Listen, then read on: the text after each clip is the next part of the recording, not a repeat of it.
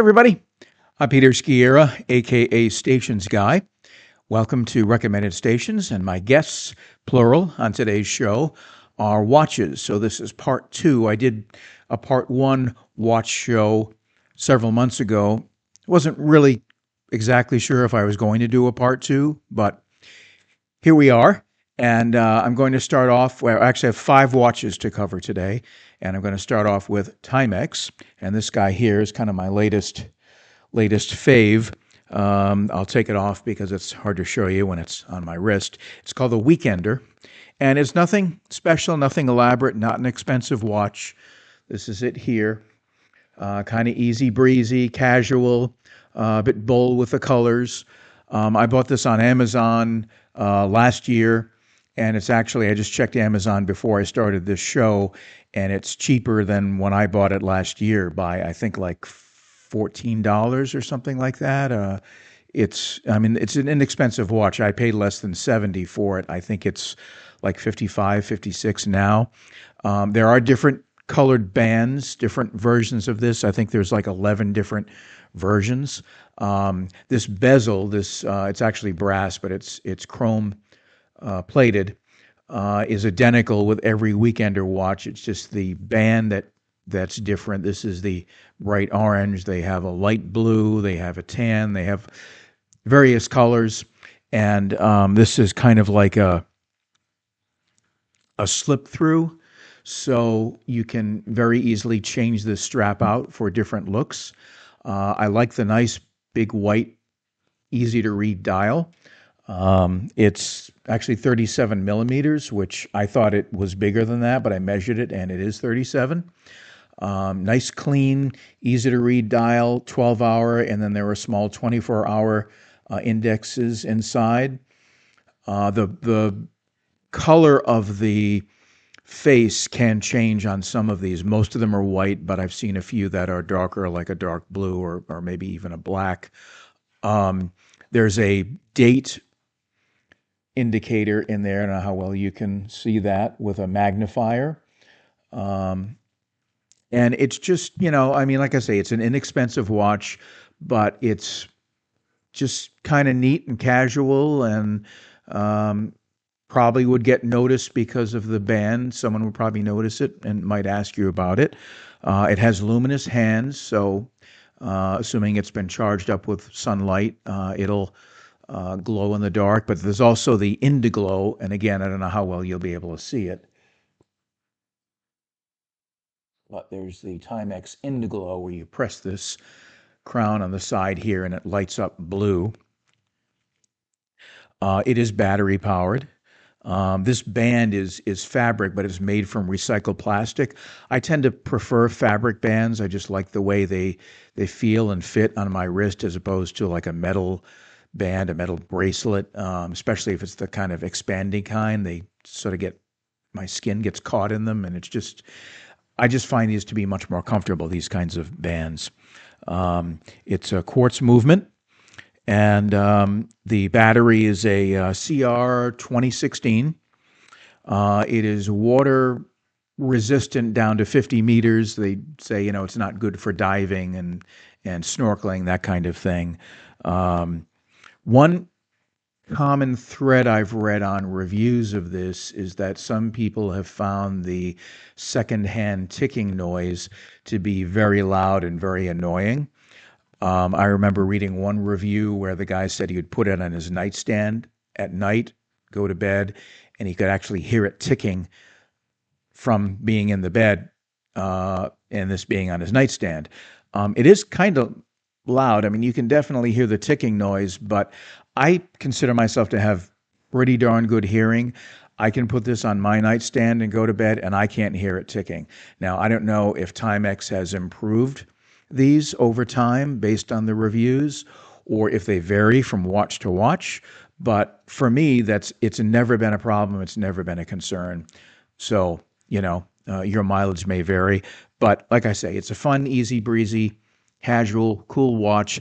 Not a lot of money. So if you're looking for that kind of thing, you might want to consider the Timex Weekender. Next, we're going to start with our first Virgin unboxing. And this is also a Timex. This also does not say Timex anywhere on it. It's kind of weird, but this does. So I know it's a Timex because it says so on the box. I'm going to show it to you first before I tell you what it is and tell you about it. And like I just opened this, so I'm seeing this for the first time. And I bought this end of January, I think it was. Ah, well, you look at that. This is the coveted Red Vega watch by Timex. Timex originally came out with this in 1977. They reissued it in 1978 with a few differences. Back then it was called the Red Nebula because, you know, the face, it's kind of like this nebula. And then they just did another reissue of it in January of this year, 2026, and they're calling it the Red Vega. And I'm assuming they call it the Red Vega because this was the watch worn by John Travolta's character, Vincent Vega, in Pulp Fiction, although he wore the 1978 version. But this is a fairly faithful recreation of the 78 version. It has that marbleized dial with the red in it. Now, for me, I guess because of my brain and because I've seen the film, this to me kind of looks more like blood splatter than marble. But you know, that's my brain. It's a quartz watch. It has the day date there. It has a kind of simulated crocodile um, leather band or simulated leather band. The dome has facets which refract the light. There's no way, I don't think you're going to be able to see it with the camera, but it's kind of interesting. Takes a battery, takes the SR626SW. Excuse me.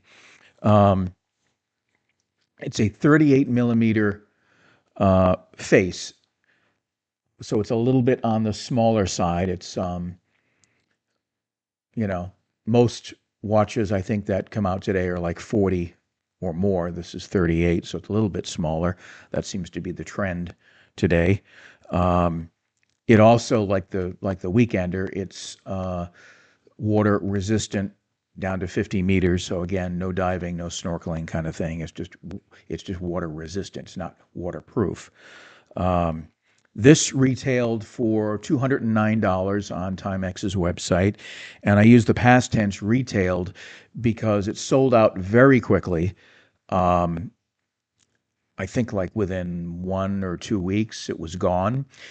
I thought it was a limited edition. I thought once it sold out, that was it. But Timex is still selling them. However, they're on back order. They're calling it a pre-order, and they're not expected to ship until late October, early November of this year, which kind of surprises me. It's going to take them that long to make more, but that's the way it is, I guess, when you're in the watchmaking business. You can go on eBay and get the original from 1977 or 1978.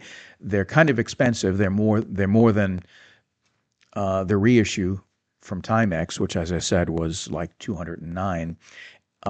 There may be some folks on eBay selling these too that got in on the first set of production and now are jacked up the price and sell them on eBay. But um, I'm just going to undo this from the little cushion, the little pillow here, and look at the back. It just says Timex. It's got the logo.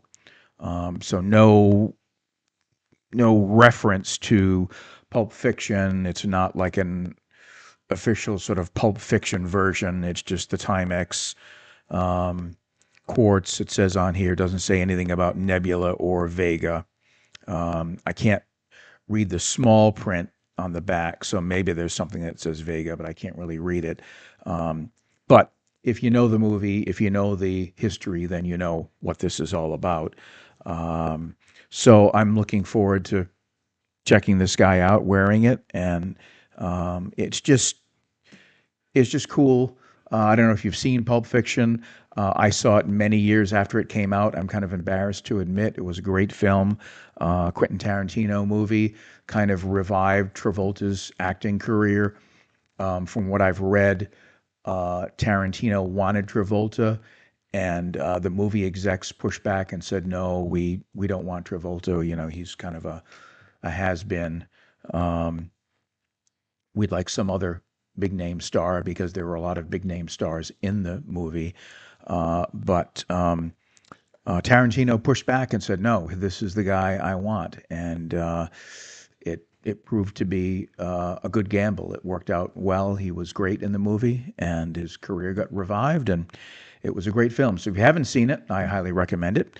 And if you like it, then you might want to check this out. But you'll have, like I say, a little bit of a wait to get it from Timex. So that is watch number 2. Let's go to watch number 3, which is, yeah, as Monty Python would say, now for something completely different. Check this out.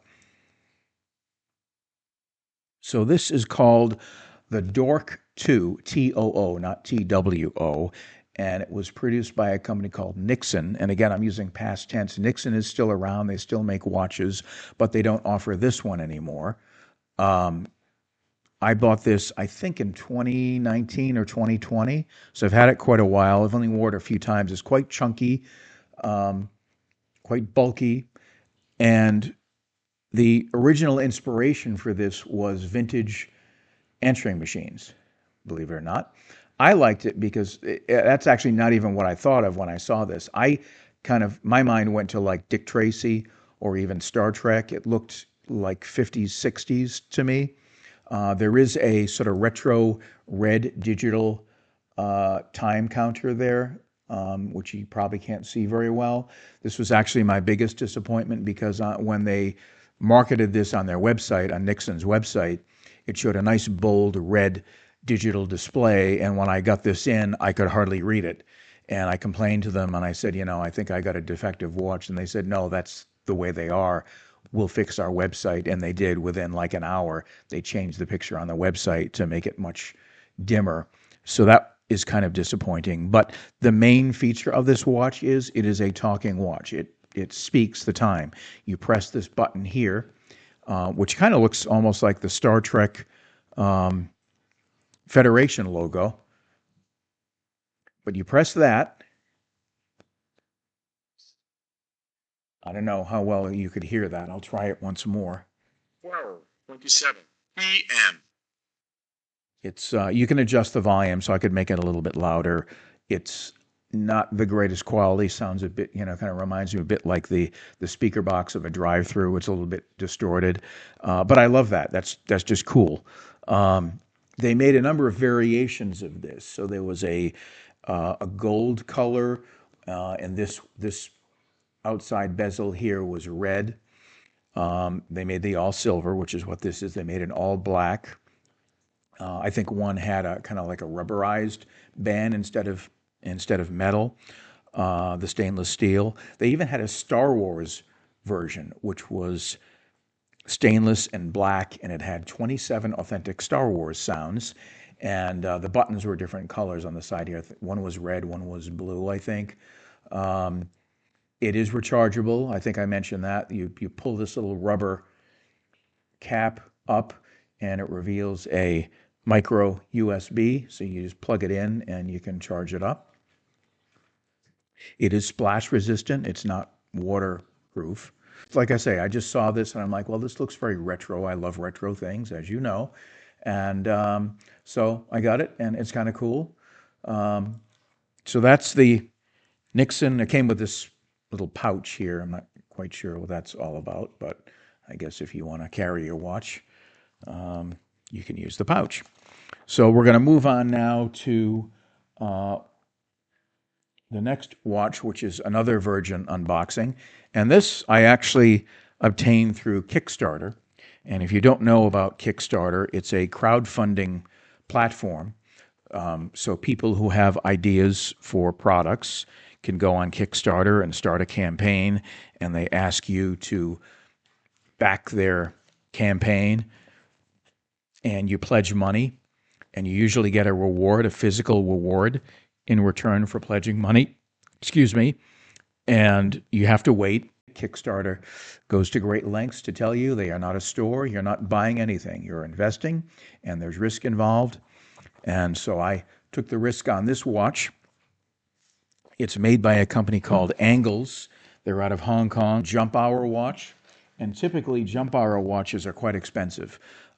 If you find sort of like a no-name brand, they're like $1,000 and $3,000 and $5,000. If you get like a well-known brand, they can be $80,000 and more. So quite expensive for that type of a watch. I'm just pulling off this slipcase thing or whatever it is. And so here's, I guess this is a little brochure. It came in, you could order different finishes. They had, what did they have? It's stainless steel with a leather strap. But I think they had like a gold and a black and a mixed color. So I got the silver version. This is the watch here. And this is not a brown leather strap, it's black rubber. But this is the watch. You can see, obviously, it looks very different from your typical analog watch. So on one side, you've got the hour, and it jumps. So 10, 11, 12. It's not a hand. It's an arrow, and there's a disc with the hours on it, and the disc jumps from 1 hour to the next. On the other side are the minutes, and they're in 5-minute increments. So 0, 5, 10, 15, and it'll be gradual. So you'll have to figure out in between the 0, 5, and the 10, for example, if it's 6, 7, 8, 9, whatever. In the middle is the second hand. And up top is the date, the day. So I'll let you look at this once again. I don't know how well you can see this. It's maybe difficult to see. I'll throw some pictures up there too. Here's the back of it. It's an automatic watch. It uses the Miyota 8215 movement from Japan. The wheels or gears or whatever you want to refer to them as, the print on there, it is luminous, so it will, if it's charged up, it will display at night. This is called the Disc 1, by the way, and they did a limited edition of these. It was 500 per version, and this one is number, tough to see. It looks like number 57 out of 500. And this was on Kickstarter for $290, $290 US. So for a jump hour watch, that's a pretty darn good price. And it feels good quality. It's got some weight to it. It's, a fairly good sized bezel and face. So I'm looking forward to wearing this and checking it out and using it. That's the Angles watch. And so right now what I need to do, I need to pause my video because the last watch I'm going to talk about, I actually have charging. I've got it connected to a USB cable to charge it. So I want to remove it from the charger and get it set up, and then I'll come back on and show you that. And through the magic of television, I'm back once again. The watch has fully charged, I'm happy to say. And this is another Kickstarter campaign watch.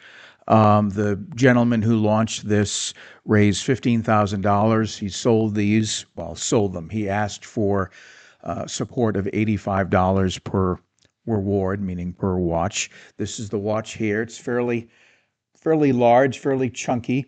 And you can see the PCB and the integrated circuits there on the board. It's see-through. And this is supposedly the very first digital watch, to use a transparent OLED display, meaning when you press the button, it'll show you the time, but you can still see behind it the components and the PCB. It doesn't have a solid background where you can't see anything. So there's the time and the date, and you can see the electronics behind there. and there's a little UI. Boink. So you can scroll through for your settings. You can set an alarm. You can set a timer. There are various themes. There's like mountains and characters and things that will populate the display, but still show the time. That uses more battery power, so I don't have those on there. Here is it's a little rubber plug that covers up a USB-C charging port, so you can recharge the built-in battery. It's got a long rubber wrist strap here. Handmade in Texas. The guy who launched this campaign made them one by one in Texas. And it's called Try4 Digital is the name of the watch and the name of the company too, I guess. So really, very, very unique. It's not something you're likely to look over at the next person next to you and see this on their wrist. I just was kind of captivated by it, being the geek that I am, and thought, okay, I'll give this a shot. So that's it, the Try4 Digital with transparent OLED display. So those are the watches on Watch Part 2. Will there be a Part 3? Who knows? Stay tuned. I don't know if you can see this sign behind me here, but this is my YouTube stats. I have 12,000 views total of all my videos, and I have 290 subscribers. Now, I've been on, I don't know exactly how long I've been on YouTube, but it's been less than a year.